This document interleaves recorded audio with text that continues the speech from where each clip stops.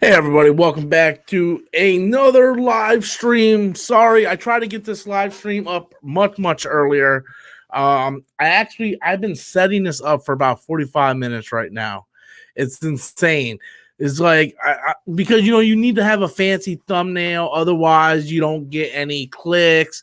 So me, like the genius that I am, originally the thumbnail was just Robert Pattinson as Batman, and the title was best uh best cast ever. And I'm like, well, this really doesn't say much about anything. So I was like, I got an idea. Let's hunt down all these actors' profile pictures, make sure they have the character of who they might be playing in the movie next to them, and let's put this elaborate little thumbnail together. So I went through the entire list of this fucking cast, which is an insane list of people, and I'm looking up all these pictures and I'm piecing this all together, and then I'm going into Photoshop and then my editing software. So it took me 45 minutes to set up the stream with this thumbnail. So and then what pisses me off, this is the funny part, right? You look at the thumbnail and Andy Serkis's face is completely blocked by the title on the thumbnail. So I'm like, oh my God, I went through all this trouble getting this to look good, and Andy Serkis' face is completely blocked off. It's like, oh my God. Oh my God. So yeah, I wanted to stream like 40 minutes ago, right? I had like everything set up, the camera set up, mic set up, went got the Batman shirt out of the closet, made a cup of tea. But nope, that fucking thumbnail. And I don't even know how this title is even gonna go. Best Batman movie cast ever. Like maybe I should have capitalized all the best and then not, I don't know. The best Batman movie cast ever. I guess that title seems pretty legit, right? When you think about it.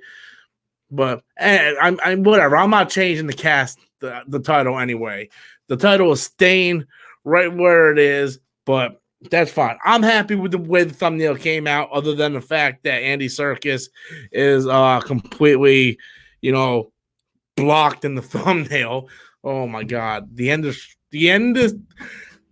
struggle. See, I can't even speak right. I'm so fucking stupid. The endless struggles. So yeah, this cast is starting to shape up to be insane. The original title for this live stream, you got to put a little bit of clickbait in there to kind of piss people off to make them want to watch. Andy Serkis is in talks to be playing Alfred right now.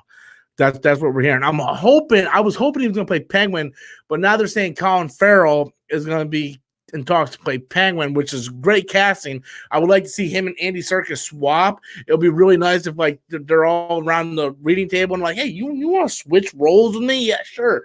Because I like both actors. I just really want to see Andy Serkis play Penguin. But I'm glad they're not going with the stereotypical fat Penguin, because Penguin doesn't have to be fat. So, but the original title for this stream was going to be The Batman Could Be Better Than Avengers Endgame, which I know that would just like piss people off. So I really wanted to do that. And I had like Robert Pattinson in a Batman costume with Thanos in the upper corner with an X over it. And I was going to do that. Yeah, so I didn't end up going for that one. I just decided like let's just talk about the casting, which is the most important part. So I actually got out of work at 9:30. I've been home for an hour and 15 minutes. That's how long I've been setting up this stream for, which is insane. And I still got to do videos for tomorrow. I'm probably going to talk more about the casting of possibly Colin Farrell and Andy Serkis in a separate video. That's why I went with a vague, best cast ever type scenario for this thing. But like, let's run down this cast real quick. Like, I wrote down this cast here. So this movie is being directed by Matt Reeves, who is a fantastic director, who directed the Planet of the Apes, the two best Planet of the Apes. Well, I liked Rise, but he did Dawn and War for Planet of the Apes. He did the first Cloverfield movie. This is our cast so far. As Batman, Robert Pattinson. As Catwoman, Zoe Kravitz. As the Riddler, Paul Dano. As Commissioner Gordon, Jeffrey Wright. Possibly in talks as Two-Face, Matthew McConaughey, possibly in talks right now as Penguin, Colin Farrell, in talks possibly playing Alfred, Andy Serkis. Like, that is a fucking all-star fucking cast, man. Like, I can't think of any comic book movie that has a cast like that. And don't give me Avengers Endgame. Don't like, look, I love Avengers Endgame as much as the next guy. I love Avengers Endgame, right? But like, let's not sit there and try to fool ourselves to say Chris Hemsworth and Chris Evans and Chadwick Boseman and all these guys are household names. They weren't household names, right? They're household names now because the MCU made them household names. Robert Pattinson, Twilight went out and did a lot of indie shit. Zoe Kravitz does a lot of indie shit. She was in like X-Men First Class, a couple of things like that. Paul Dano, There Will Be Blood, Swiss Army Man. Jeffrey Wright, he was in the Hunger Games. He's in a lot of television. Dude's a fantastic actor. Matthew McConaughey, Oscar winner. The plethora of different movies he was in. Colin Farrell, another one, like just a guy who's a character actor who's in so many different things. Just fantastic actor. Andy Serkis. Do I need to say more, man? Like, do I need to say more? Do I need to say more about this fucking cast? This is like, if we were going to the Olympics and you need to put together the NBA All-Star team to go into the Olympics, right? Back when Jordan was in there and we had Pippen and all them guys, like, that is this cast. This is like the all-star comic book cast. Like, there is no other comic book film that has a better cast than that. Ever. Look at it. Ever. No. There's no one in the MCU that has a better cast list than that. I can't think of any comic book film to date that has a better cast than that. I mean, Joker, maybe. I mean, with Joker, you had Joaquin Phoenix, Zazie Beetz, Robert De Niro, but that's really it, right? Like 3 people, and Robert De Niro's like much smaller part. It's like, okay, Dark Knight. Let's look at Dark Knight. Dark Knight, you had Heath Ledger, but let's not forget, guys. Let's not make it sound like Heath Ledger was the Oscar winner before that role, because when he was cast for that role, everybody's like, "Oh no, not the guy from Brokeback Mountain." I think Heath Ledger is a fantastic actor, but let's not sit there and pretend like nobody said that, because everybody said that. Not the Brokeback Mountain guy, but you look at I would actually say Batman Begins has a better cast than actually, man, the Dark Knight trilogy in general has an awesome cast. So we have but I would think Batman Begins or Dark Knight Rises has the best cast. Batman Begins, we have Christian Bale, of course, Katie Holmes, I think Dark Knight might. Oh, dude, it's a toss up, man. These are great cast members, man. So we have Christian Bale. Oh, why am I forgetting the guy who played Alfred? I'm gonna kick myself in the ass. Oh my God, who played Alfred? Dean. Michael Caine. Okay, Christian Bale, Michael Caine. We had why am I blanking on fucking names tonight? Oh my God, the guy from Taken, Liam Neeson as Ra's al Ghul, Katie Holmes. Okay, so Batman Begins doesn't have the best cast. We did have Morgan Freeman as Lucius Fox. I mean, it was a pretty good cast. Dark Knight, we had why am I saying Dean Cain? Michael Caine, Aaron Eckhart, Christian Bale, Heath Ledger. Okay, I talked myself into it. Dark Knight has a better cast than Batman Begins. Let's go to Dark Knight Rises. Michael Caine, Morgan Freeman, Christian Bale, Tom Hardy, Anne Hathaway. The one chick that played Talia, she's actually a really good actress, even though she wasn't that good in that movie. Joseph Gordon-Levitt. Dark Knight Rises has a better cast list than Dark Knight. I'm sorry. I'm just counting right now. I'm at like 7 great actors playing playing. Michael J. White has like a 5-minute role that doesn't count, and let's not fool ourselves. Now let's say Michael J. White or Michael Jai White. Let's not say he's a fantastic actor. He's in fucking CW, for Christ's sake. So no, I'm not counting Michael Jai White. But yeah, Ben Mendelsohn was in Dark Knight too, motherfucker. Yes, he was. Yeah, he was. But that's such, again, same thing with Michael Jai White. Ben Mendelsohn had such a small minor role, you know. But they also had another small minor role. They had homeboy from Armageddon. He also played in Drive. William Fichtner. He played the banker in the beginning of that movie. So they had a pretty good cast member. Not everybody was in big roles, but if you're looking at straight Littlefinger was in Dark Knight Rises, a small role, but he was in Dark Knight Rises. You know, if I take the mask off, will you die? Will I take the mask off? Will you die? It'll be extremely painful. You're a big guy. Do you think you can handle it? For you, Julia Roberts' brother. I don't know who the fuck Julia Roberts' brother is. So I'm going for this. Who has the best cast? I'm going Dark Knight Rises out of the Dark Knight trilogy because, you know, just not even counting supporting cast, because, you know, you got Littlefinger and all that. Just regular cast. You have Christian Bale, Anne Hathaway, Tom Hardy. You know who we didn't mention this entire time? Gary Oldman, who plays Commissioner Gordon, like the best motherfucking actor of all time. Gary Oldman, Christian Bale, Michael Caine, Anne Hathaway, Tom Hardy, Morgan Freeman, Joseph Gordon-Levitt, the chick who played Talia Nagul, I keep forgetting her name. You know, that's just the main cast, right? That's just the main cast.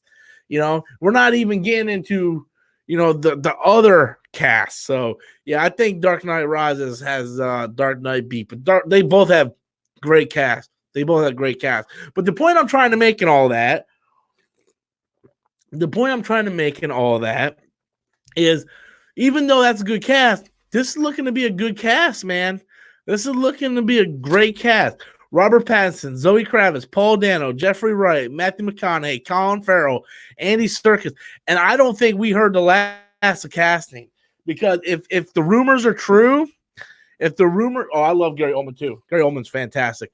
But if the rumors are true, and this is a movie about Batman going into Arkham, and it's going to have a Sherlock Holmes feel to it, then it's very, very possible that they're going to cast more people. I really think that they're going to. I think they're going to cast more people. So, oh my God, I'm about to spill my tea all over the place, man. I'm about to spill my tea. I'm gonna message Louis, see if he can stream with me. But if not, we'll just go solo. It's cool. Han Solo.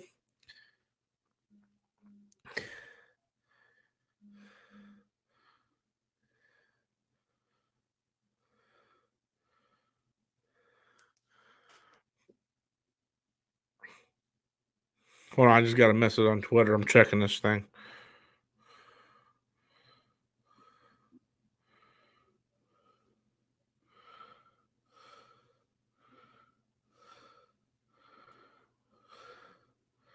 It's Drunk 3PO. He just showed me he had like $200 super chats.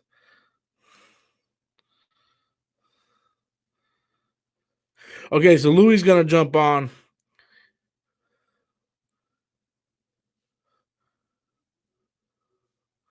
So Louis gonna jump on. So I'm gonna go ahead and send him the link to the chat, guys. And meanwhile, Drunk 3PO is kicking my ass in both views and super chats. So that makes me sad, but I mean, it is what it is. Not a competition. I go at my own pace. Who am I fooling? My own pace. I'm a loser.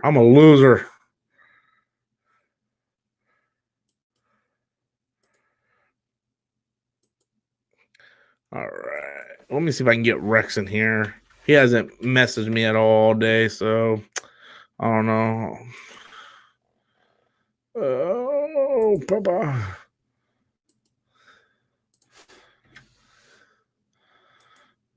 Okay. So yeah. Right. Oh, Benjamins are good. You need Benjamins. Benjamin pays the bill, man. Benjamins pays the bill. If you ain't got Benjamins, then you can't pay the bills. Am I right? Am I right? That's okay. Louis gets in here. He knows a lot about Batman, so we'll really get this conversation going. I mean, I know about Batman, but like I'm not a hardcore super Batman nerd. I know just the basic lores. You know what I mean? The basic. Oh, what the fuck am I clicking here, Rob? Calm down, sugar tits. Because I got big tits. I got big tits, and I cannot lie. My mama something denied. Yeah. Catwoman reboot sounds good. We don't want a Catwoman reboot. We do not want a Catwoman reboot. We do not want a Catwoman reboot. Do we want a Catwoman reboot, guys? I don't think we want a Catwoman reboot. Oh, how much wood could a woodchuck chuck if the woodchuck could chuck wood? Brie Larson for Poison Ivy. No, Poison Ivy actually has to look hot. Okay, I'm sorry to tell you that, guys, but there's this thing where Poison Ivy actually has to look good. She has to look sexy. Nothing against Brie Larson, depending on the right angle and how dark it is in the room, she can look cute. But But when Tom Holland has a better ass than you, we have a problem. That's all I got to say. Houston, we have a problem. Amber Heard as Poison Ivy. Now, I like what I like what this motherfucker's smoking. I like what he's smoking. That's what I'm talking about. Amber Heard is Poison Ivy. Who gives a shit if she kicks her own ass? You know what I'm saying? But, I mean, it is what it is. You know what I mean, guys? Jessica Chastain is Poison Ivy? Fuck no, son. Look, I like Jessica Chastain. I thought she was, like, drop dead gorgeous in Molly's Game. But just because the actress has red hair doesn't mean they're automatically supposed to play Poison Ivy. There's people that wants Anna Kendrick or whatever not Anna Kendrick, that one chick from Mad Men. They want her to play fucking Poison Ivy because she has red hair. The bitch can't act to save her fucking life. And we got our first super chat for the night, and it's Jesse Lopez. Jesse Lopez. Do you think with all these good casting coming out, will the movie be worth the long wait? I'm actually very optimistic, Jesse. Super optimistic. And I hope so, man. I hope so. It's Matt Reeves, though, man, dude. It's Matt Reeves. Okay, look at Matt Reeves. Like, look at his fucking resume. Has he let us down at all? Like, look at Matt Reeves' resume. Has he let us down at all? You know what I mean? Like, both Planet of the Apes movies that he's done was phenomenal. Cloverfield was phenomenal, right?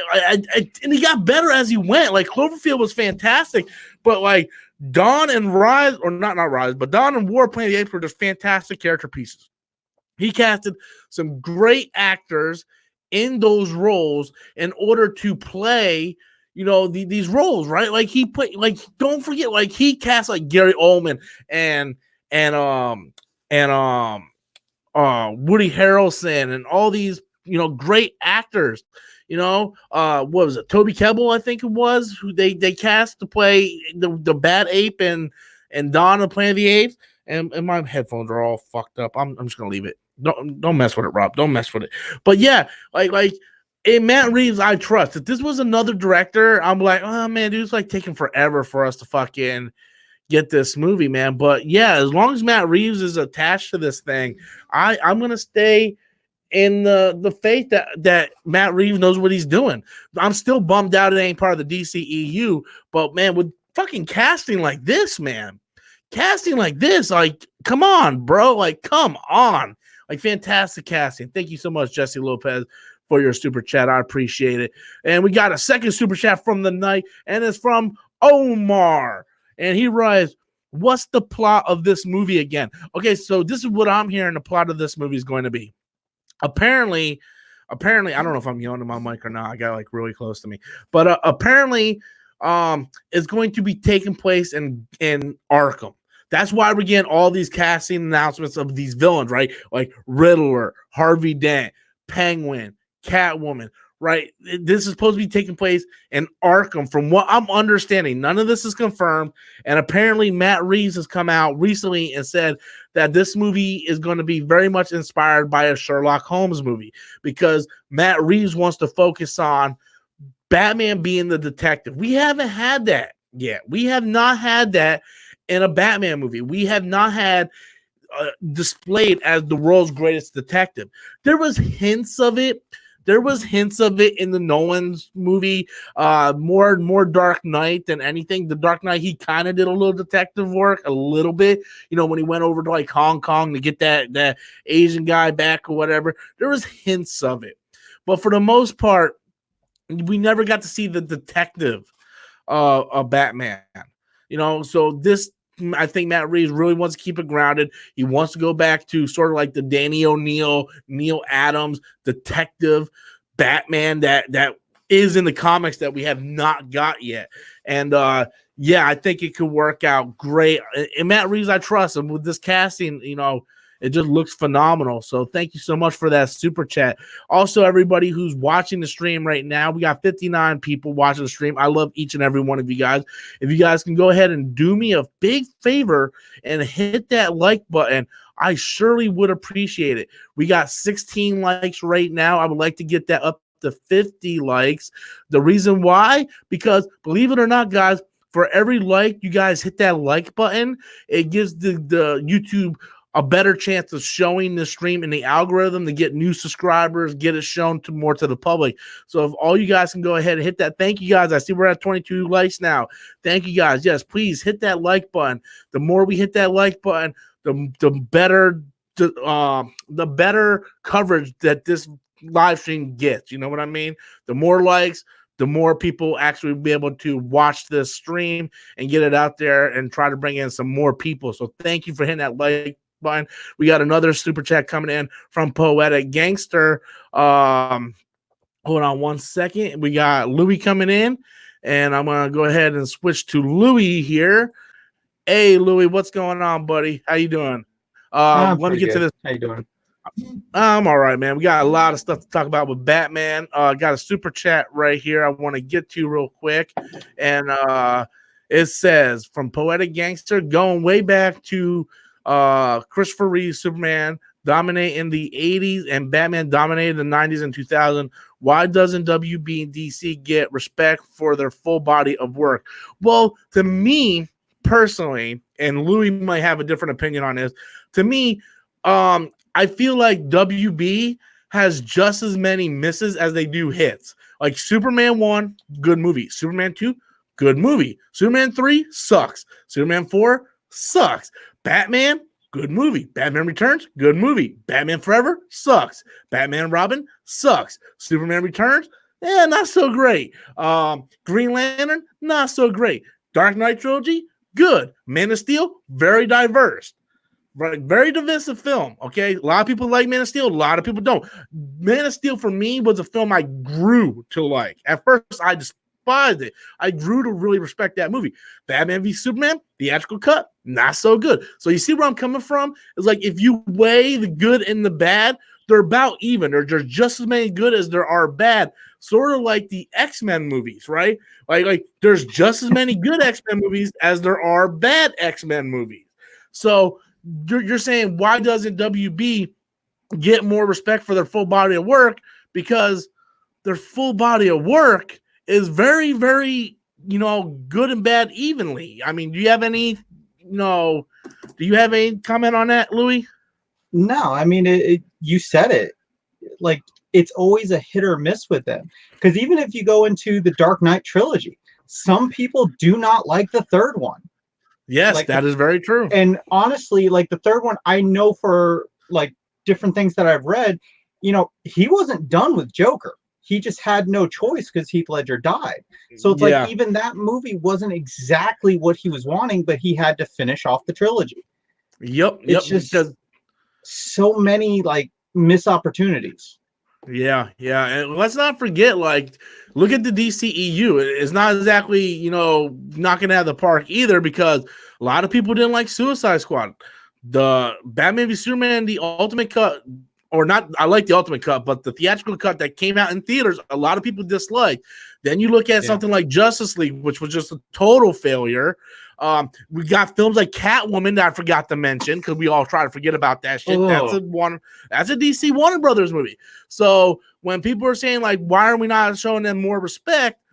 Well, I mean, they have their hit. They have their hit and misses. I mean, they do have their good movies. I mean, V for Vendetta, Watchmen. They have their good films, but they have just as many bad films. So thank you, Poetic Gangster. V for Vendetta, DC. Yeah, it's Vertigo. Oh, it's that's why, because it's one of their independents. Yeah, and it's hard to keep track of which is owned. Yeah, let's not forget about Jonah Hex either. So, but then we got Constantine. So it's up and down. You know, you get my point though. So I hope I answered. Constantine itself is still divisive. Yeah. I loved it. It was fun. So I hope that answered your question, Poetic Gangster. I appreciate the super chat, my friend. So Louie, man, a lot of stuff. What's up, Christopher? Welcome to the stream, my friend. So we got 58 people watching, guys. We got 31 likes. Go ahead, guys. Please be sure to hit that like button. That way we can go ahead and get more people watching, because right now Drunk 3PO has got over 100 people watching. And that motherfucker's rolling in the dough right now. And I don't care about rolling in the dough. I mean, it'll be great. But, you know, I want to get more people watching. We get more people watching by hitting that like button. So, Louie, I haven't talked to you since Halloween. But there's a lot of casting announcements coming out for this movie, man.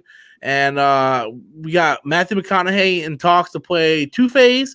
We got Andy Serkis in talks to play Alfred. And we have... Colin Farrell. That is out of left field.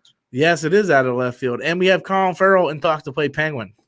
So three big casting rumors for Batman today alone.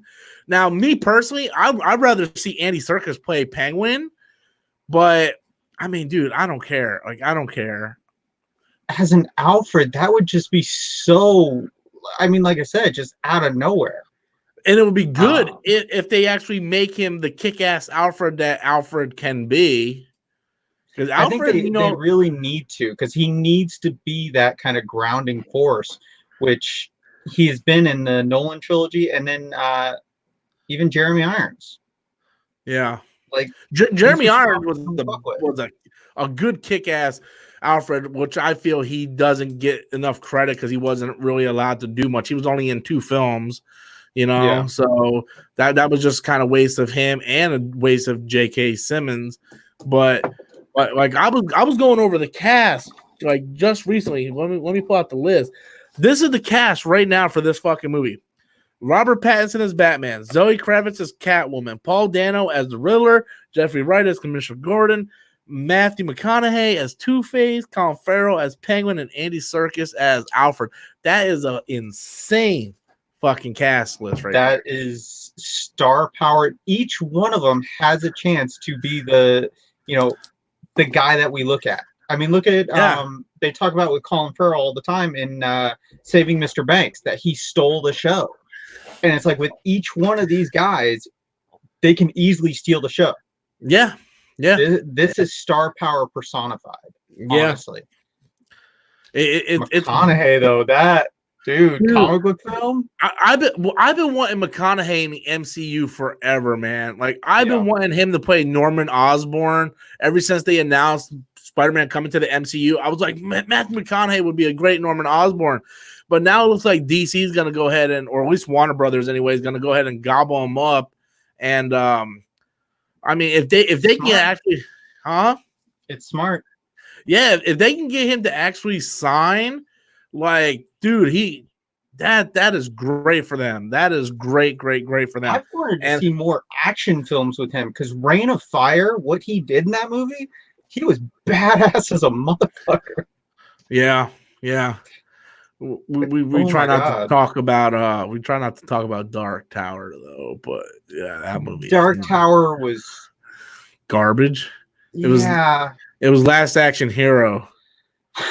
I, It was it had literally so Last much. Action Hero. It had so much good bones with it, and then it just did not work. And it's so sad because both McConaughey and freaking Idris Elba, man. Yeah, that was Oh, another movie. They had great talent, but I think the studio got in the way because that movie came out was an hour and a half long. I remember Adam going, "How the fuck are you gonna take a book this thick and make it an hour and a half?" So I think the studio got in the way of that one. But going back to the Batman casting, out of everybody that's been confirmed and everybody that's in rumors, the only person that I am worried about in this casting is Zoe Kravitz's Catwoman.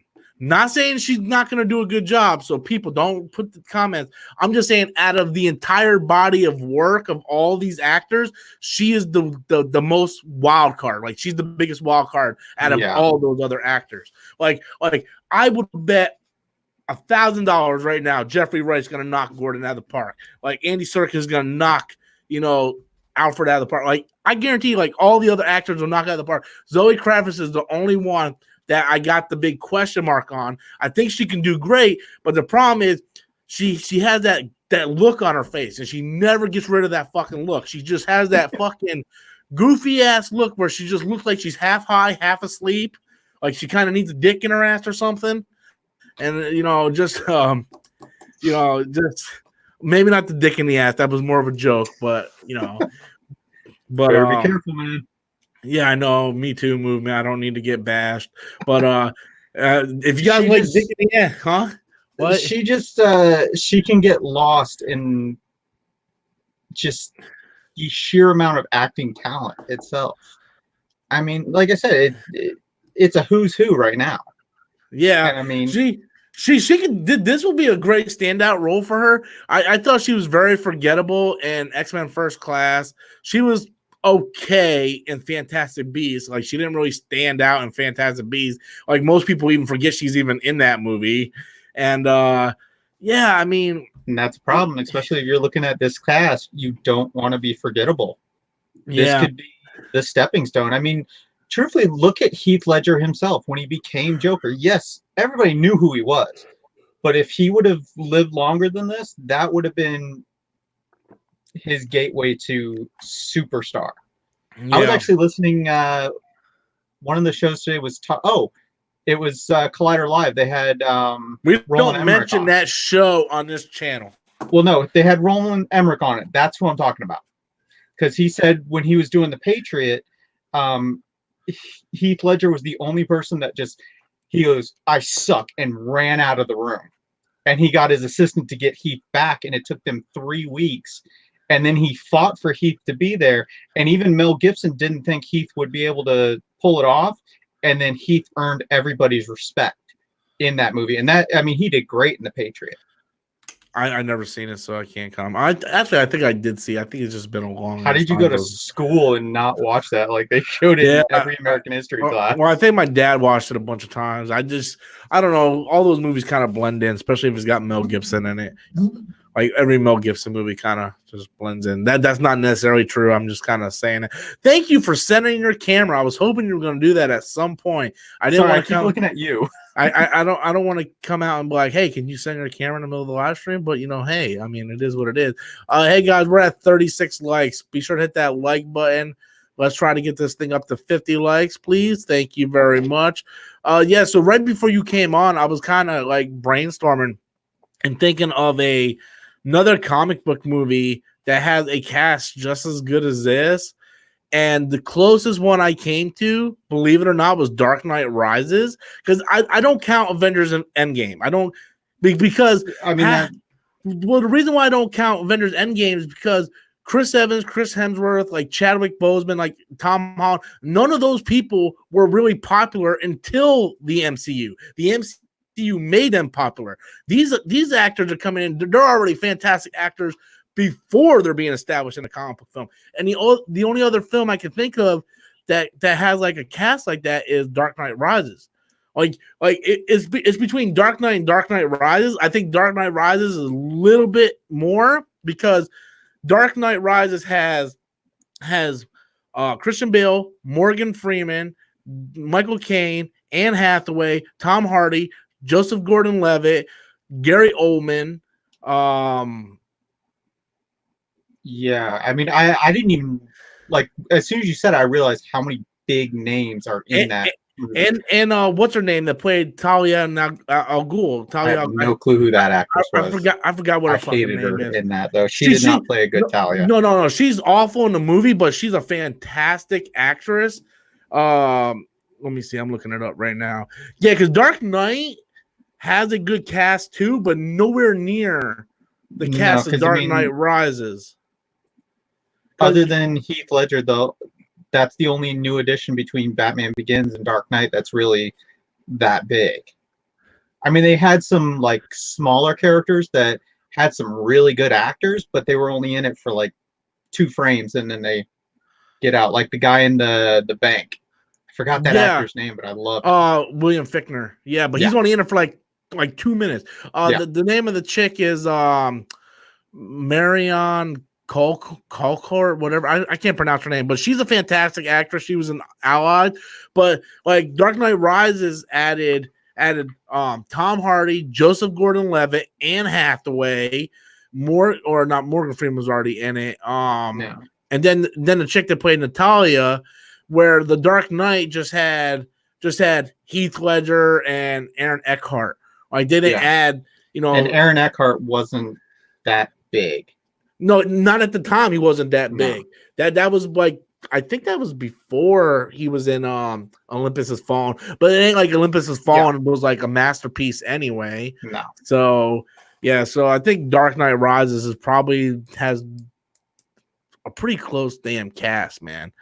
Heath Ledger was the best Joker. That's debatable, but that's not what we're talking about right now. He was. He was not the best Joker. Yes, he was. No, he wasn't. He fell under every single instance of what the Joker is supposed to be. Everybody knows the best Joker is Jared Leto. Cesar Romero? Hey, I actually like Cesar Romero's Joker. I love the story behind the fact that they told him, oh yeah, shave off your mustache. He goes, no. Okay, we'll just paint over it. Like, back then, that was pretty badass. Hell yeah, man. That dude was known for that damn mustache. And you know what's funny about that is, though? It's more hidden than Henry Cavill's upper lip in Justice League. Like they did a better job in the 60s with paint and no computer effects than they did on Henry Cavill's upper lip and fucking... But to be fair, did you see that mustache in Mission Impossible? It was thicker than yours and mine combined. Dude, how long does it take to grow a mustache? Like really they could have had him shave it off. Like it was them kind of being a-holes itself because it was them 100% being dicks because like a month ago I shaved my beard just out of the whim. I just shaved my beard so it can grow back in more even, and within a week and a half I had a full grown beard again. And I grow facial hair pretty crappy, like really slow.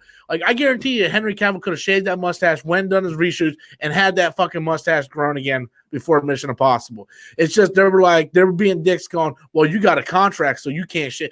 It was strictly them just being dicks, Yeah. I'd rather them just put like a Band-Aid over his lip. It would look better than what they did to his fucking shit. Oh my god, he looks so bad. Just rendered the whole movie so he had just the full beard. Like that would have been so much better, and it would have been a badass fucking Superman. There was concept art of him with a beard in the black Superman suit. I just don't know why they just didn't fucking do that, man. It would be so much better because, like, even in the animated Death of Superman, when he comes back out of the tomb, he has a beard. Yeah. Which one are you talking about? You talking about the one that just came out, The Reign of Superman? No, it was the Death of Superman. Let me see. The Doomsday I have no one? access to it. Yeah. Oh, I think so. That's a crappy one. Because there's one that came out last year, was The Reign of Superman. Yeah. And it was fantastic. They actually did that fucking comic book justice for once. So yeah, just I mean, it is what it is. Fuck that upper lip, man. I still can't watch Justice League. I tried watching it like a year and a half ago. I put it on, and the fucking music is awful. The music is fucking awful, man. It's like if I still to this day think if they would have kept Hans Zimmer, who did Man of Steel and BVS, and they had Hans Zimmer score Justice League, I think Justice League would have been slightly better just for the fucking score. Like that Danny Elfman. I don't mean to interrupt, but Sam Davis, no. Heath Ledger and Joaquin Phoenix didn't even play anywhere near the same Joker whatsoever. First of all, Heath Ledger was younger at the time than Joaquin Phoenix playing day one Joker. Anyway. Hold on, what the hell did he write? Heath Ledger played the Joker as Arthur Fleck, being the Joker for a long time. Joaquin Phoenix was just becoming the Joker. No, they were completely two different characters. Yeah. Like Heath Ledger's Joker was like comic book Joker, whereas and he was insanely intelligent. Yeah, Joaquin Phoenix Joker was just a guy. Like if Joker was real, like in real life, you know, like if someone up the street decided they wanted to go nuts and become the Joker, that's Joaquin Phoenix Joker. We got a super chat coming in, and it's Poetic Gangster again. Yes, man. What's your two favorite Batman movies and animated movies? Favorite Batman movie in my all-time favorite Batman movie is Batman Begins. My second. Man, there's not really a whole lot to choose from. I'm trying my best not to say Dark Knight. He said Batman movies, but then he said animated, so you can add all the animated Batman films. My favorite, well, all the Batman animated films are good. I really like the Dark Knight Returns animated movie, the part 1 and 2. Yeah, well, because you can buy them put together now. Yeah, I thought that was just phenomenal. I still go back and rewatch that. Some of the newer stuff that's connected in the animated universe, like Batman versus his son, Batman versus Damian, or whatever. Yeah. What the fuck? I got the DC. Son of Batman. Son of Batman. Yeah, because it plays in the it plays in the storylines of like Court of Owls and shit like that, and the animated stuff. I mean, I really love Under the Red Hood. I love that movie too.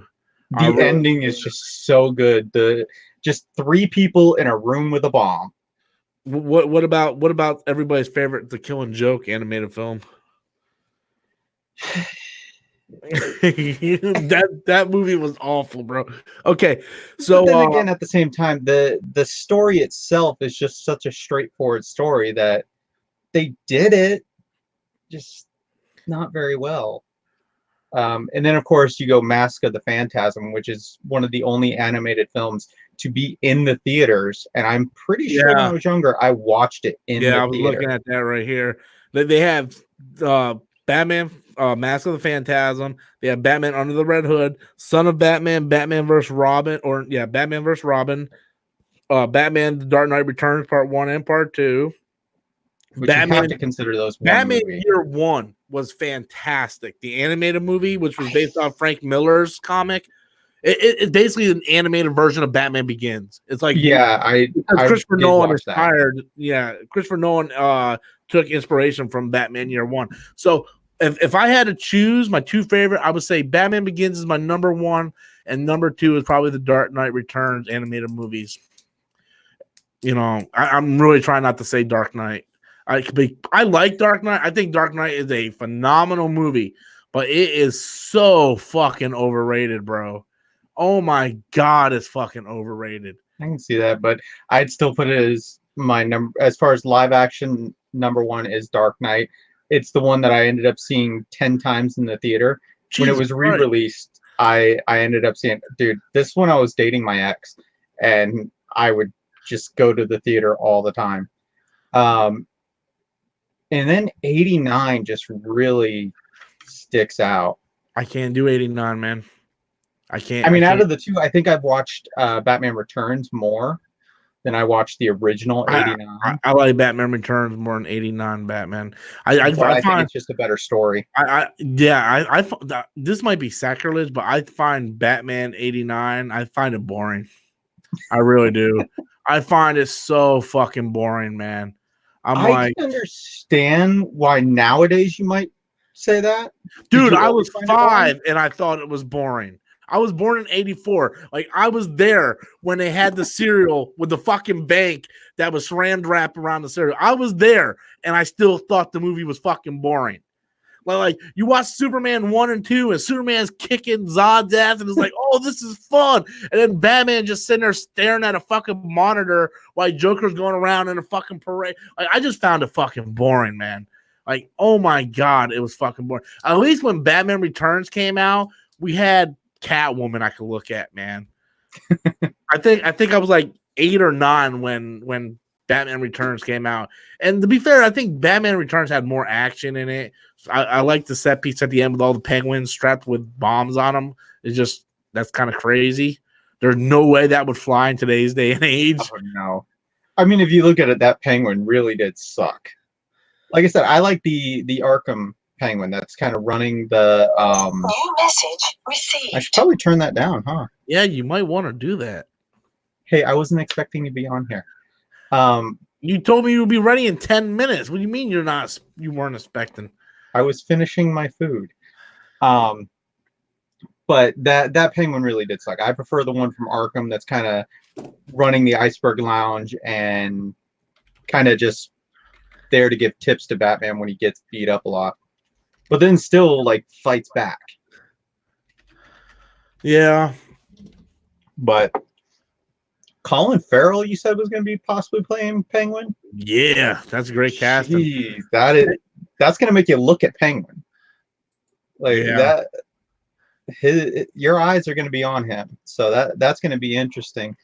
And then as far as animated go, Mask of the Phantasm and Under the Red Hood are just... It's been so long since I saw Mask of Phantasm that I can't even really comment on it, man.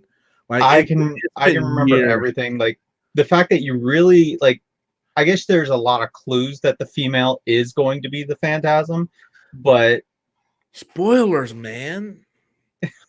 It's like, what, 30 years old? He also was hired to kill Terry McGinnis's family in Batman Beyond. Did you see that part? No. That was the true ending to Batman Beyond and Justice League Unlimited. I barely watched or did anything with Batman Beyond. Like, Terry McGinnis, like, fine, but like, people love him, and I'm like, he's fine. Just, I didn't invest a whole lot of time in him. Dude, Eric Matthews played Terry McGinnis. He was Batman. He was really? also, yeah. Wilford Grace played Wilford from Boy Meets World. Boy Meets World. He played Terry McGinnis. He played Lion-O in Thundercats. Well, you come get me when Terry McGinnis goes, Fanny, then we'll talk. That would have been great. Fanny. I used to do that at work all the time. Hey guys, be sure to hit that like button. We're at 49 likes. Oh, we're one away from that 50 that I wanted. So that's great, man. We're almost at that 50. So that's pretty fucking good. So yeah, you heard that this Batman movie is supposed to be based off Sherlock Holmes, which I'm super excited for. Well, I know that or have inspiration from it. Putting the detective back in, because we really barely have seen that. They attempted in Dark Knight. Barely, just a little bit with the fucking cell phone cameras. That was it. Like he was the bullet hole and finding the fingerprint and all this kind of stuff. Yeah. But it's like, okay, it took 2 minutes and then let's go back to action. Yeah, because he didn't do like any detective work in Batman Begins. He had a broken back from the majority of Dark Knight Rises. Yeah. And then magically shows back up at Gotham and just walks right in. Dude, it's a time loop, man. It's a movie. You just gotta automatically just. I just want to see how he got back in, because they weren't letting anybody in or out. He probably had like a submarine or something. Man. He probably went in there like fucking Solid Snake and Metal Gear Solid 1. Just, shot himself in there, cut the little net, went up there, and I mean, I love that game. I'm more concerned of how he got the bat sign on with lighter fluid or gasoline across the. like when did you have time to do that? Like literally, you just fixed. And he had to walk across the ice. Don't forget that he actually made it across the ice. You broke your back. You have time to like. You ever see like? I love this movie by the way, but it's batshit crazy. The Thomas Jane Punisher movie. I love that movie. It's my favorite version of Punisher. When did he do the skull at the end? When did he have time to set the bomb? Like he would literally have to have a picture going. Well, if I put one here, it'll do this shape. Like there's no way in hell he would be able to do that in a night's time. You know. Okay, to be fair, 2 points on that one. To be fair, they did show him like putting the bombs on there, so at least they showed him. They did. And it wasn't a perfect skull, which I really liked that aspect. Like, it might have just been because a few of the bombs didn't go off, but the fact that it wasn't perfect was good. It's just you know how hard it is. If they gave me a fucking sack of bombs and say, hey, I want you to make a square, like a simple shape, just a square, dude, it would come out looking like a fucking circle or something. You need a diagram to know which fucking car to put it on to get the shape looking like that. You know, it's insane. That's why people can't do like crop circles when they try to do the fake crop circles, because it's so hard to see unless you're high up that you can actually see what they're doing. So, yeah. John Bernthal is the best Punisher, and that's your opinion. I still love Thomas Jane. I thought that was a very cerebral. He is my favorite. 100%. You know, I actually, I feel for the character. John Bernthal, I just kind of feel like, just Shane from Walking Dead killing mobsters and shit, where Thomas Jane felt like the Punisher. And I really like the unofficial sequel, Dirty Laundry, that we got, the little short film. That was good. But it pisses me off because he wanted to come back so bad. And they set it up that the sequel was not going to be as cerebral. He was going to come back and he was going to dish out the punishment. Yeah, he was going to actually be the Punisher, And talking about good casting, there was pretty good casting in the fucking Punisher movie. 2004, you had Ben Foster, you had Rebecca Romaine. The guy with the guitar, which was he's an actual singer. Yeah, dude, I love that guy.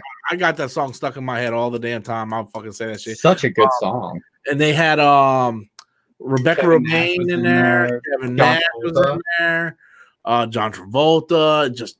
That's pretty. The guy from Remember the Titans too. I can't remember. The coach. And he also played in Armageddon. The same guy. He's a fantastic actor as well. Yeah, that was a pretty good fucking cast movie, man. That fight scene with him and Kevin Nash, though, I love it. It was good.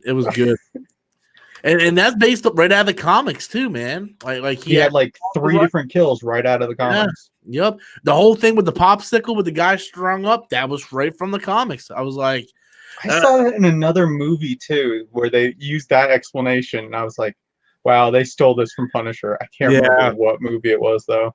Yeah, not just talking about it, I really want to go watch that movie, man. And then what do we get? We get Punisher Warzone. That movie sucked dick, man. That movie sucks so bad. I think I've only seen like scenes from it, and it was so not realistic at all. It's not. It's almost like they try to go like B movie meets like Batman 89, like you know how my main complaint with Batman 89 is that the sets all feel like sets, they don't feel like they're real. Yeah, that's the way this movie felt. It felt like it was all shot in the studio and none of it felt like it took place in the real world. But I will give them this: they actually made Jigsaw fucking look like Jigsaw, unlike what the still wasn't realistic enough. No, it was still cartoony. It was absolutely cartoony, but it looked better than what they fucking did to Billy in season 2 of gave him a scar. Yeah, it's like and made him the fucking Joker. That's what they did. They made him. Did you ever see the Dolph Lundgren Punisher? I own it. Yeah, that's better than Warzone. Yeah, it's not that bad actually. No, Yeah, it actually is better than Warzone. The last set piece, the action set piece of that movie is actually really, really good. And I like the whole fact of like Dolph Lundgren was like in the sewers and he's like curing his wounds. It was actually not that bad of a movie. Did you notice that the skull is actually across his face? I was watching it one time and I saw the like lines across his lips and I was like, huh? And I look and it's the full skull with the shadow of his beard and everything. I have to go back and rewatch it. I haven't watched that movie in like 15 You only see it, I think, in the sewer itself. yeah, I would have to go back and watch it. That was only my nitpick about the movie was he never wore the skull shirt. Yeah. But I mean, you can't say he wasn't the spirit of the Punisher. Yeah, I mean, absolutely. He was also dressed the exact same way as Thomas Jane when his family dies. Blue shirt running. It was almost the exact same scene, except for, one was on a beach in Puerto Rico or Tampa Bay. Tampa Bay, yeah. The scene where he blows up the boat is just like a quarter mile away from the scene where his family dies. Yeah. That was like, that's not my nitpick, but a lot of people were nitpicking that why was it in Tampa Bay and not New York? And I'm like, dude, I really don't care. It was probably the sequel was going to go to the sequel. I think was going to go to New Orleans. Like he was going to start making his way up to New York. That would have been awesome. And I thought they explained it very well anyway because he kept going undercover and he had to keep moving all the time anyway. He was gonna go to London after Puerto Rico. So. Yeah. So it made a lot of sense. God, I want to fucking watch that movie now, man. I fucking love that fucking. Do you have the director's cut? I got the Blu-ray that comes with I don't know if I got the director's cut now that I think about it. I got the DVD director's cut that has the skull that kind of comes off and it's a weird box, but I got it on DVD. Oh, yeah, I know which version you're talking about. I don't have that version. I have the Blu-ray copy that comes with Thomas Jane and Warzone. It was a double feature set, and then I got Thomas Jane Punisher on DVD when it first came out. Because the director's cut, his partner, they talk about the watch a little bit more. And they kind of go into how they found Thomas Jane's family. That it was his partner that he gave the gold watch to, and then it was a good subplot that I actually liked. I know it didn't take away from the movie at all. I know the Daredevil director's cut is fantastic. Oh yeah, Julio, man. Hell yeah, dude. It's like, man, I'm like, why did they cut this from the movie? I only have one nitpick with the director's cut where they changed it from the theatrical version. The part where Kevin Smith gives Ben Urich the thing, right? And and it goes through Ben Urich's head like, I know who the fuck Daredevil is, right? And in the theatrical cut, he shows up at Matt Murdock's house and he's like, I heard the Kingpin just doesn't kill you, it kills your whole family. And then it cuts right into Elektra's montage. And I was like, that's so good, right? Where in the director's cut, they completely rearranged that whole scene. So it doesn't flow as smooth. Now I want to fucking watch Daredevil. Now I want to watch Daredevil, man. It's a really good movie. It did not get enough credit. I like both versions. I really like both. Colin Farrell was a very good bad guy, no matter what. Fucking Michael Clark Duncan as Kingpin, dude. Oh, that was awesome. It was awesome. So slick. Everybody in that movie was great, man. The only thing I don't like about that movie, and I think the reason why it gets a lot of shit was because of the whole playground scene. Looked really crappy. Where him and Jennifer Gardner Myers and it was out of place. Yeah, it was awful. But it's so good. It has so much inspiration from the Kevin Smith and Joe Quesada comics, as well as the Frank Miller comics. It was like it really did a great job, connecting both of those. And they really showed his weakness with that explosion where he goes to grab before Elektra's dad gets killed, and he couldn't grab it because he couldn't see it. Like they delve into his weakness. I like the Netflix Daredevil a lot, but I don't like how he can still see. It just looks like fire. It was like, oh yeah, I can still see fine. Weird. I didn't quite understand that. He can see perfectly fine. It just everything is orange on fire. It's almost like night vision. Whereas the Ben Affleck Daredevil was more true to the comics, where he can't see unless there's like a sound effect that makes the sonar. Yeah, and they showed it at one part. He didn't have sound, or he had too much sound in the subway, and he used his cane. Yeah, to actually yeah. do And then sound. when he fought Kingpin at the end, he needed the sprinklers in order to Yeah. see. That movie gets so much shit. I fucking love that movie, man. Such fucking good movie. Marvel put out some pretty good movies before the MCU. A lot of people give Marvel shit because when Daredevil came out like the same year as X-Men 2. And it was like a good year for Marvel. And then like Sam Raimi's Spider-Man movies were coming out and doing good, you know. So they were putting together some good movies back then. And then Electra. Brian, they're divorced. Huh? He says at least Ben and Jen found love. They're divorced. yeah, they're divorced now. And from what I understand, she was kind of a bitch too. She wouldn't let him buy the Batman suit for, I think it was $500,000. I'm like, I don't care. If I ever get to play Batman, which is never going to happen, and I'm married and my wife says, no, you can't buy the suit, I'm like, it's already in my car. Well, like, I would not ask. He made like millions of dollars off that. $500,000 for a Batman suit? Fuck that. Get it to me. Fucking Nicolas Cage had a massive comic collection. He met some girl. I don't know who this girl was. And he ended up selling his entire collection. No. So stupid.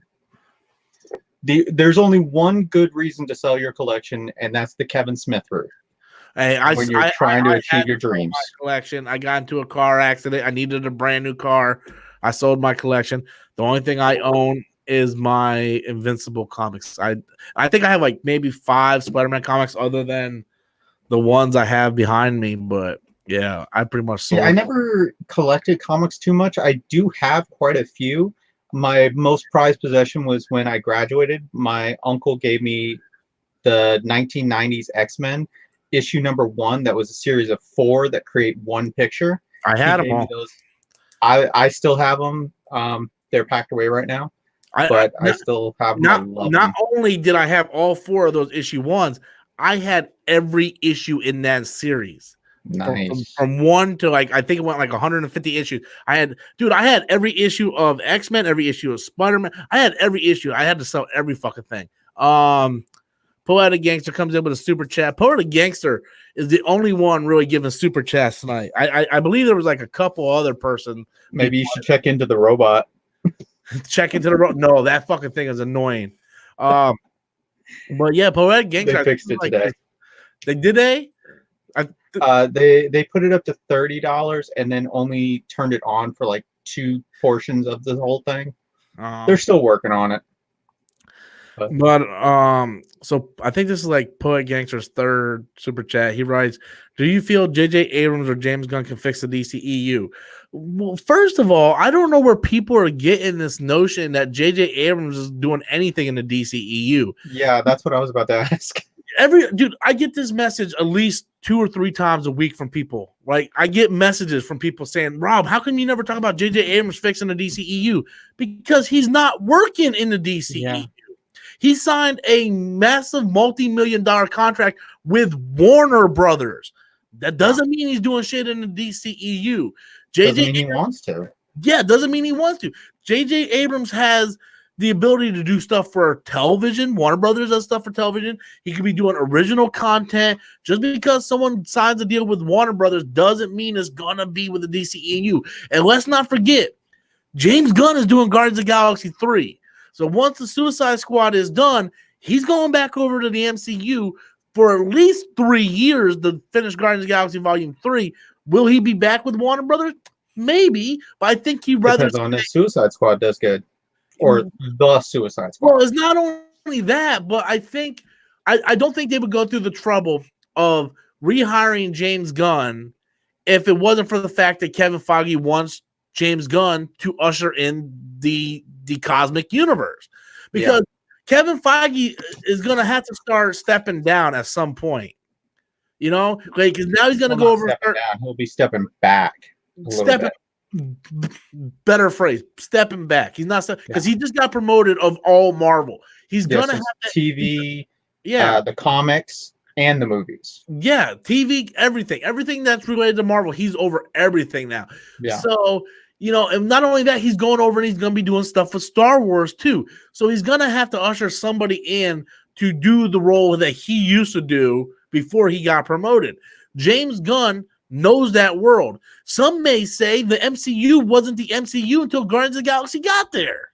You know, the MCU was really grounded at the time, and then Guardians of the Galaxy came in and just blew everything up. Like, I don't think we would have got Infinity War and Endgame the way it was if it wasn't for the success. No, and Ragnarok would have never been anywhere near.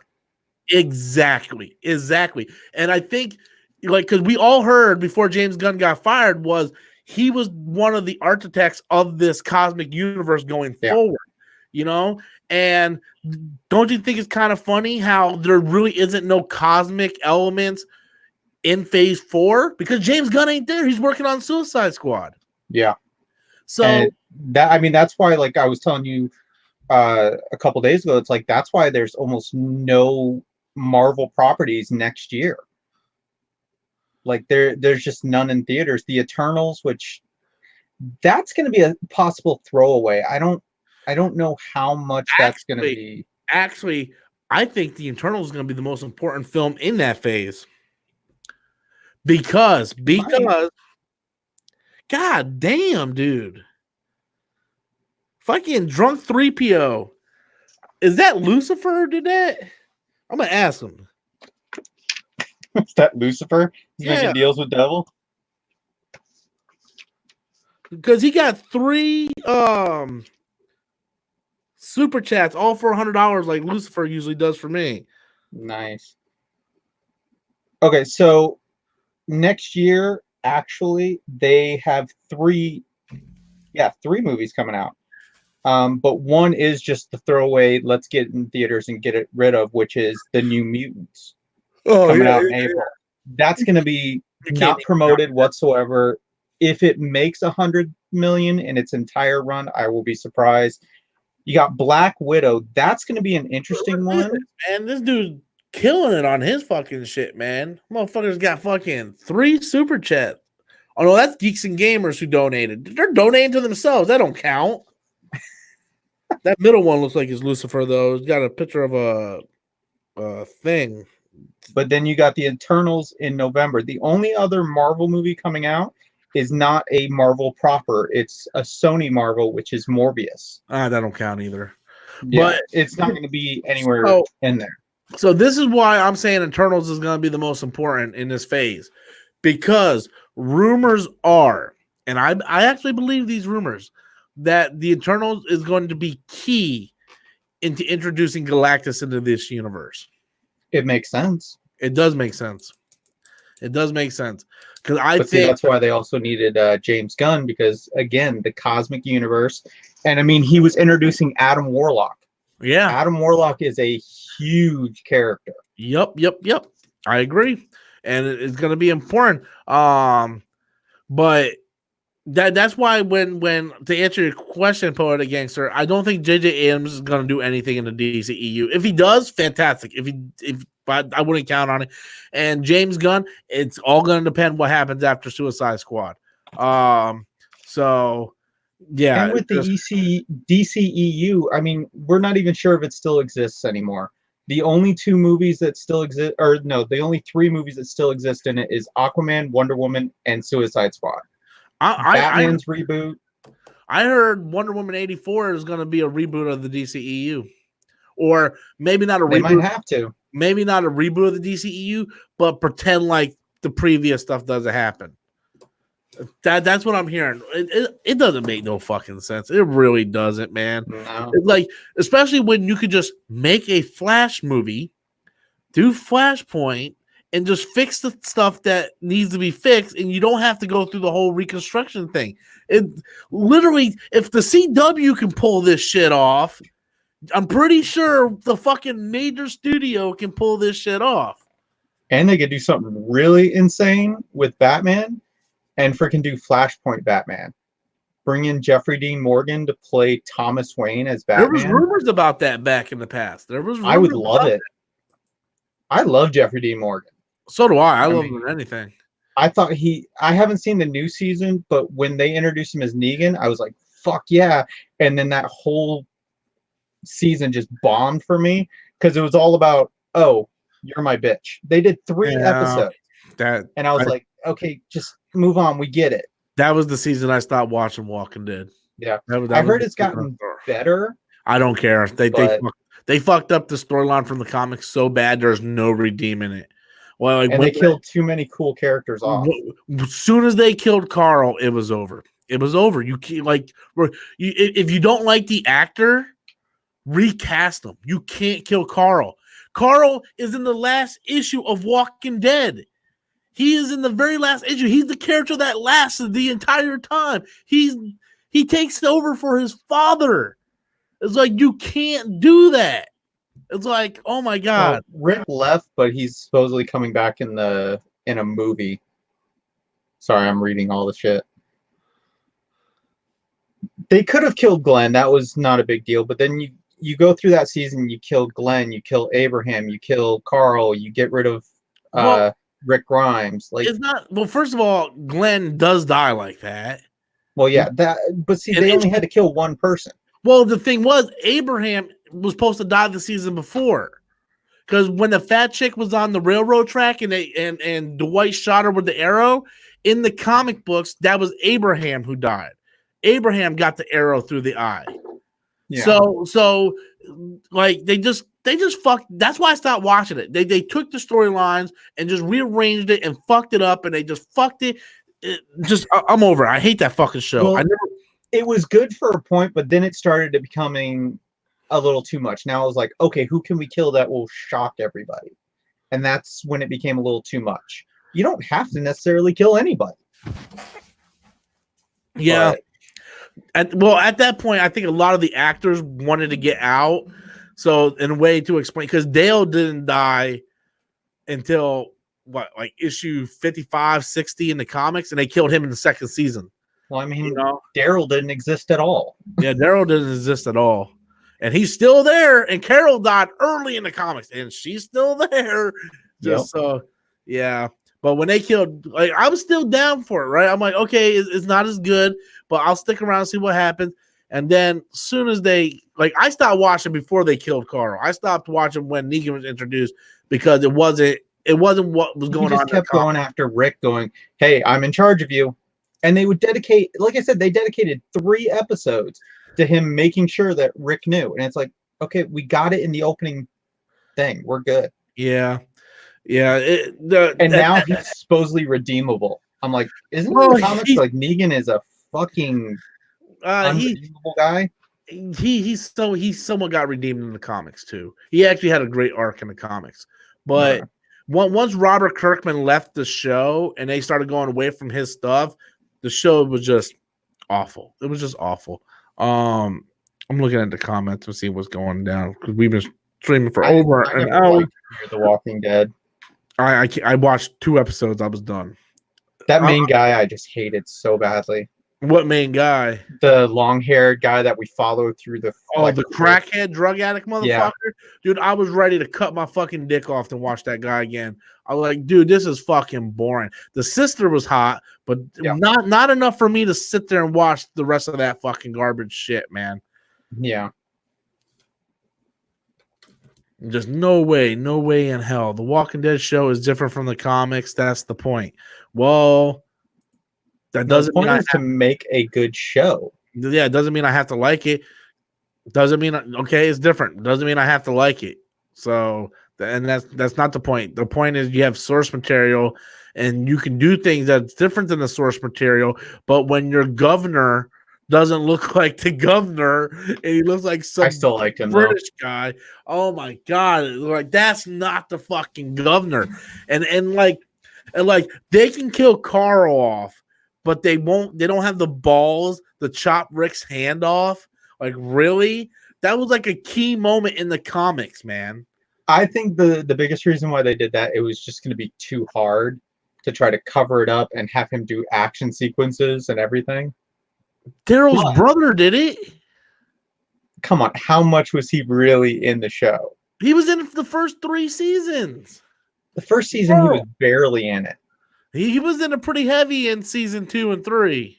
Yeah, but no, not season 2. He wasn't in any of season 2. No, he didn't come in until the governor. He was in there and pretty heavy in season 3. Marl, we got some squirrel. Mary Poppins, man. Mount Mary Poppins, y'all. Merle disappeared at some point. He fucking disappeared off the rooftop. Motherfucker split, then come back to season 3. Didn't know how he ended up in Woodbury, but okay. Welcome to Woodbury.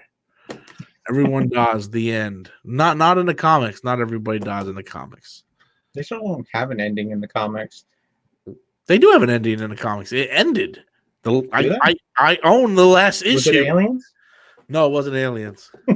That's how he got the comic book. Yeah, that's how he got the shit greenlit. He's like, well, it's a zombie comic, but then like around issue 5, the aliens come in. They're like, all right, do it. And then like 20 issues go by. So when do the aliens show up? Oh yeah, they don't. But it was like the hottest selling comic at the time. I mean, it was before zombies became like the next big thing. Before the show, yeah. Like once the show came off, it was insane, man. Once that show, then they were talking about Zombie Nation, iZombie, World War Z came out. World War Z was awesome, though. I like World War Z. Warm Bodies, the movie came out, which I didn't mind that. That was okay. Adam really likes it. I own it. I never watched it. I mean, you got Nicholas Hoult in it and Teresa Palmer, which I love her. She's hot as fuck. She's like a mini Amber Heard, though. I swear they look so much alike. There is no mini Amber Heard. There's Amber Heard, and that's it. So I guess I'm gonna go ahead and end the stream. Or we'll take a few more questions. We'll take like 3 more questions, maybe. I didn't realize it was after midnight. Dead Island. I think that's a video game I've never played. I played the first one. It's pretty good. What was the zombie one that I played? I can't even think about it. Fuck. You played Fuck? I play a game named Fuck. Didn't we already do favorite Star Wars? Yeah, I'm just gonna put A New Hope as mine. I don't even know why I even clicked on it. I still like Rogue One just because of how different it was. Yeah, I love Rogue One too. Hold on, I want to answer this Dead question. Rising was the video game, although it didn't get good till they took the time limit out. Dead Rising was awesome. I'm gonna read this comment. Death Stranding is coming out on November 8th. Yep, and I'm not playing it. I still have not forgiven Hideo Kojima for what he did to Metal Gear and Metal Gear Solid 5. Oh God. I'm sorry. That has no replay value whatsoever. I told you I was trying to play it the other day. I can't, man. Oh my God. I played through that game one time. I'm like, I never want to play this fucking game again, man. One time you had to play the same mission 700 times. Fucking no, dude. It's like, yeah, I fucking hate that game. I hate it. It is not a Metal Gear game. No. At all. And fuck, I talked to David Hayter about it, and I'm like, because David Hayter played all the Metal Gear games, and he's like, he loves Solid Snake. Yeah, he's like, I asked him, like, have you played Metal Gear Solid 5? He's like, nope, and I don't plan on it either. I'm like, well, you're lucky because it's a piece of shit. And Heather Sutherland as Snake does not help at all. Like, he is so fucking bland. It's like, Jesus. Well, I mean, they hired him to do it, and then I was watching a video on YouTube that says, how many lines did he really have? And they paid him a shitload of money. That's why he didn't have no lines. You know, so they had to limit what he said because they paid him so much fucking money, man.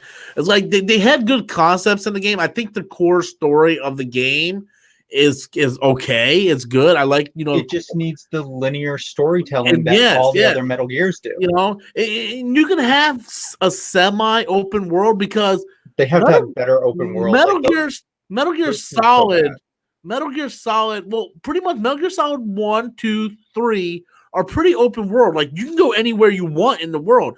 3 was majorly open world. And even go to Metal Gear Solid 4. Those were some huge maps. Yeah. I mean, that you could go through. You have to go to the points in the story that progress to the story. Like, you can't tackle it from different, you know, angles or whatnot, like in Metal Gear Solid 4.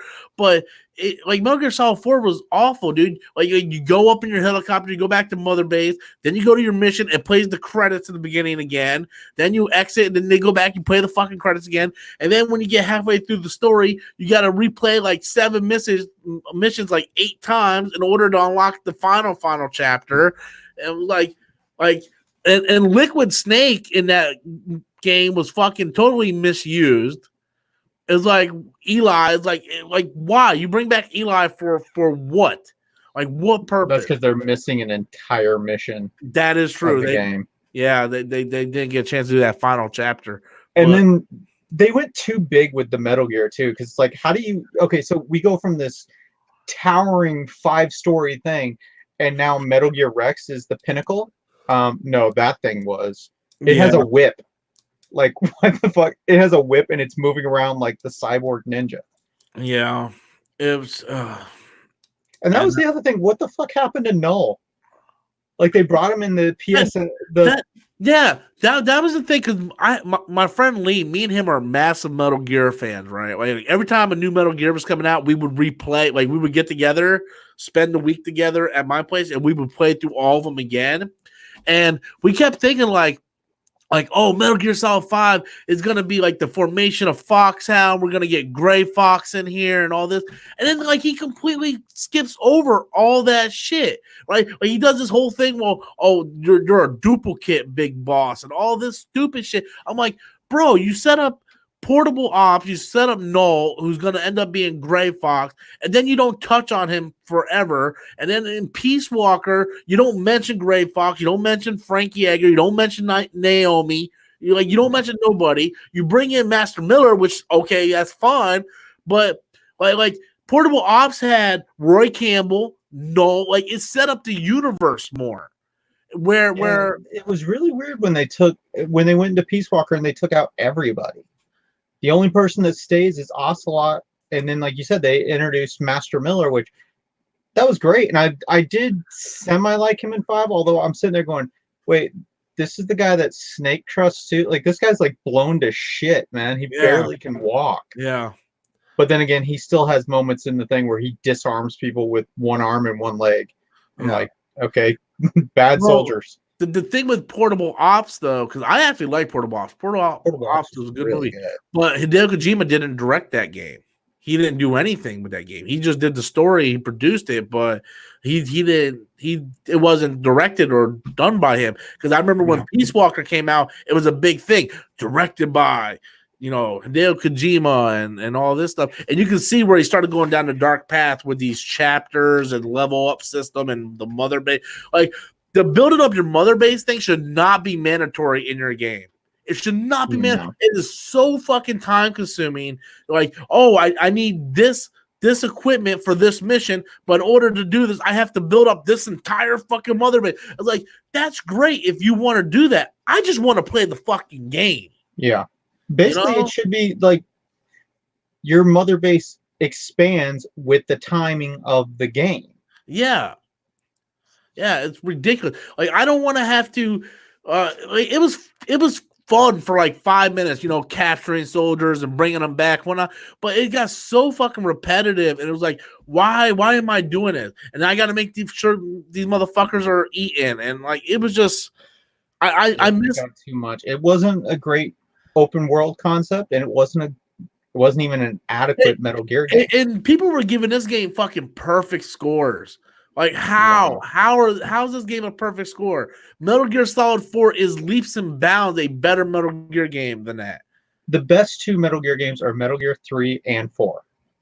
Like those are 2 of the best games. I love 4. I got a soft spot for the first one. Oh, the first one was great, but it's just like if you go back, you cannot play it anymore. I still do, man. You still do? The third-person shooter? Oh, my God. Still do it, man. I would die.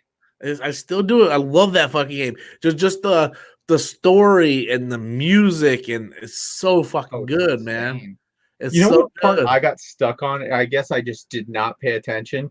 When you go up the tower, and then you're getting shot at by the hind, I'm like, what the fuck do I do? I called my cousin. I'm like, what do I do? He comes over, goes over to the edge, puts the rope, and goes down. I'm like, fuck you. Oh, dude, I died on that a shitload of times. Like right after, I don't know if I missed something where it says, hey, use the rope. You have to equip the rope. You know what part got me when I was younger? I think I was like, 12 or something when I played Metal Gear Solid, was trying to contact Meryl. because they keep saying use the code in the back of the CD case. It doesn't say the game case; it said the CD case. So I'm looking at my game menu. I'm like, I don't have a CD in my equipment. What the fuck are they talking about? So in order to contact Meryl, I started at number 1 and just kept going every channel until I finally got her. I think that's what I did. I think it was that's what I did. It was years later when I found out it was in the back of the goddamn game case.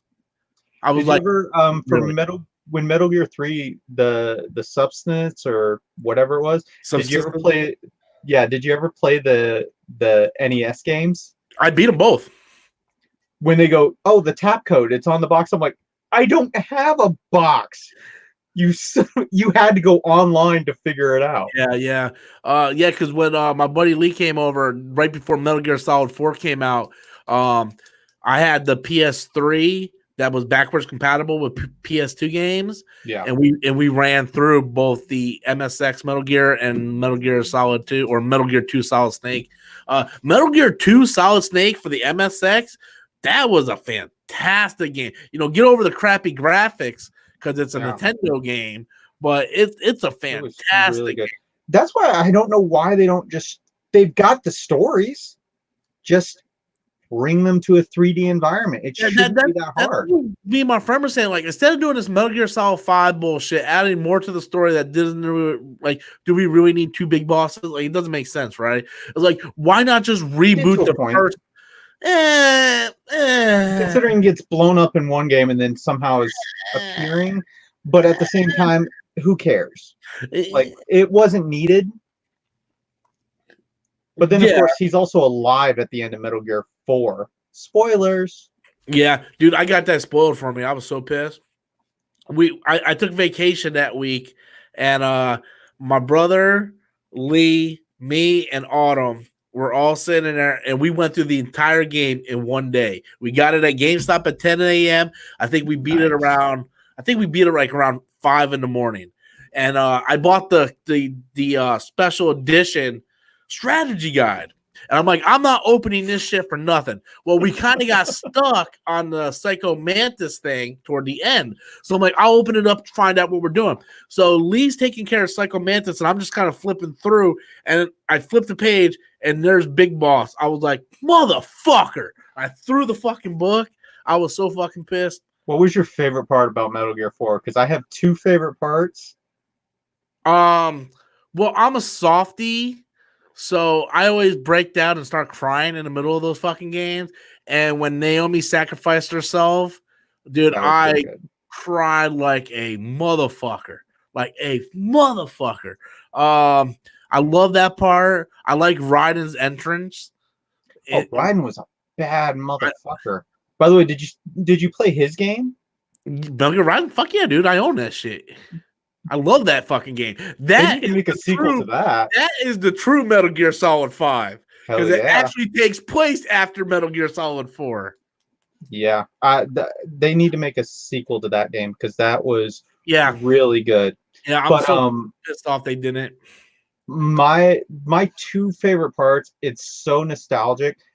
All of Shadow Moses, but the fact that you finally get to pilot a Metal Gear was so good. And then the one thing, and this is another thing that they did not have in Metal Gear, it always comes down to a fist fight. Metal Gear 4, when you're on top and you and him are just slugging it out, I'm like, and they do the flashbacks and stuff. Oh yeah, so good. And you're right, that didn't happen in Metal Gear Solid 5. No, because in Metal Gear Solid 3, you kind of could do that with the boss. With Vulcan, with the boss, yes. You fight the boss hand to hand. And Metal Gear Solid 2, you fight Solidus. Yep. And even in the MSX version, you're fighting Big Boss at the end in the MSX version. Yeah, and then you fight Frank Jaeger in a freaking minefield. Yep. God, could you imagine that in a 3D world? Dude, I wanted flip him. I wanted that, man. I wanted that so flip him and all of a sudden. Oh man, and then Metal Gear Solid 5 was just a letdown in every single way. And then they could spin off and do a Gray Fox series where it goes from him being blown to shit and him becoming the cyborg ninja and becoming, because he's just let loose randomly. Like, I never got that about the Cyborg Ninja. It's like, okay, you guys made him a Cyborg Ninja. What the fuck is he doing here? Yeah. Well, I always took it under impression that Naomi knew about it. And Naomi had because Naomi. I mean, she released him no matter what, but yeah, she released him and then allowed him to kill all the scientists that did it to him. Yeah, From that what I hallway gathered, scene, man, that was crazy. That was before Vader's hallway scene in Rogue One. Yeah, and we never got to see it either. I would love to see that scene play out in a movie. I know. Well, they're making a movie. I don't know. The director, that's great. Yeah, the concept art looks fantastic, and the director is a huge fan. But you know how fucking video game movies go. Oh, it's never gonna get made. Probably not. Probably not. Hell, David Hayter could play fucking Solid Snake in a live action. Fuck yeah, he could. Totally fine with that. He looks. I love in Metal Gear 4 when he has he does those vignettes. Yeah, it's like, oh, what's this? Oh, it gives me real time, real time feedback on all kinds of stuff, and it's crazy, man. I'm gonna go ahead and call it a night. Been streaming for an hour and a half. I still gotta do my videos for tomorrow, but thanks for coming on, Louis. I appreciate it, man. All right, no problem. If you need me anymore, let me know. Yeah, guys, be sure to go over to Louis' YouTube channel and give him a subscribe. Right now I just have the Joker, but I've got some more videos that I want to do and then do some live streams soon. Yeah, so guys, be sure to check out Louis' channel. Until next time, guys, as always, it's been great. I love you guys. Later.